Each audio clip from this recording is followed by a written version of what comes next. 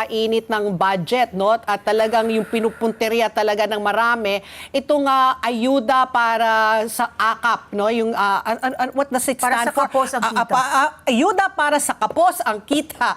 Na hindi namin maintindihan bakit po, maybe you can explain, kasi sinasabi na ang DSWD man daw ang mamamahagi at hindi daw mga politiko. Kayo na po magkwento, ano ba yung rational dito po para sa AKAP? Yes, Ma'am Ali and Ma'am Pat.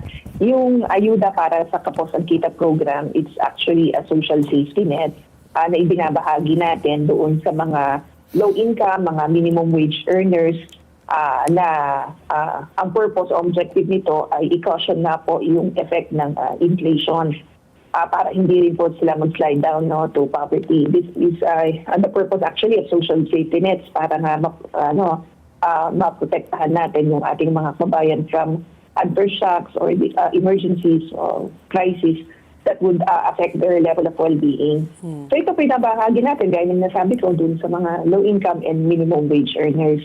Nagsasagawa po ng assessment yung ating mga social workers to determine the eligibility nung pong mga tatanggap ng assistance po na ito.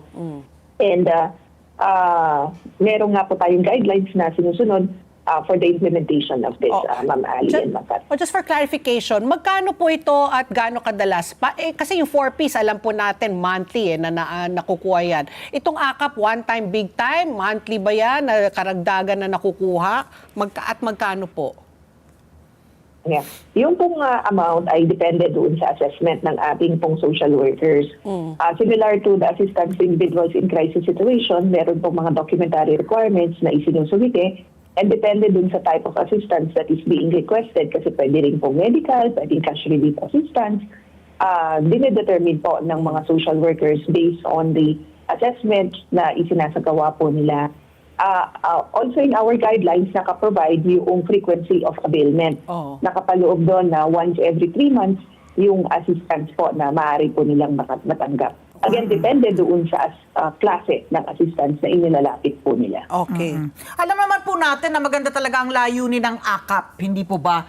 Para nandun sa mga tinatawag na near poor, minimum wage earners po yan, yung mga kapusang kita, meron ding matatanggap na ayuda. At natutuwa po tayo, nagsalita na rin po si Secretary Gatchalian na 2025 being an election year, yung posibilidad po na magamit ng mga politiko. At nakita naman po natin yung mga ilang videos circulating online kung saan yung pamimigay ng AKAP is attended po by some politicians. Na ang talagang logically you would think na nagagamit yung AKAP for political gains na mga tatakbo po sa Mayo. So, yung lalo na po na ASEC, ito ay nagamit na AKAP has been controversial before sa paggamit dun sa pirma, remember? Doon pagpirma dun sa People's Initiative to amend the Constitution, nasangkot na ang AKAP. So it has been controversial before as a tool for politicians. Paano po natin masisiguro, ASEC, na hindi po ito magagamit ng mga politiko for in aid of re-election or election, ASEC? Yeah, there are efforts naman po, Ma'am Ali and Ma'am Pat, to insulate the programs and services of the department from any forms of political interferences.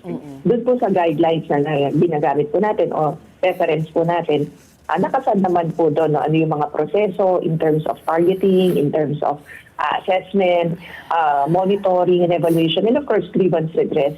Sa pamamaraan po ng mga iyan, makakatiyak tayo na hindi po magagamit ng any political actor yung pong programa at serbisyo to further or to advance their political interest. At gayon din po, sabi nga natin, the DSWD needs to be apolitical. So there are really efforts to ensure na yung mga programa at serbisyo ay nakatuon lang o ang focus or attention lamang po niyan ay matulungan yung mga kababayan po natin. Again, there are assessment and validation processes that are being done to ensure na mag-serve natin yung purpose ng programa and at the same time ma-insulate po siya mula sa ano pang political interference. Let's get together. Sunday 25. Sunday 25.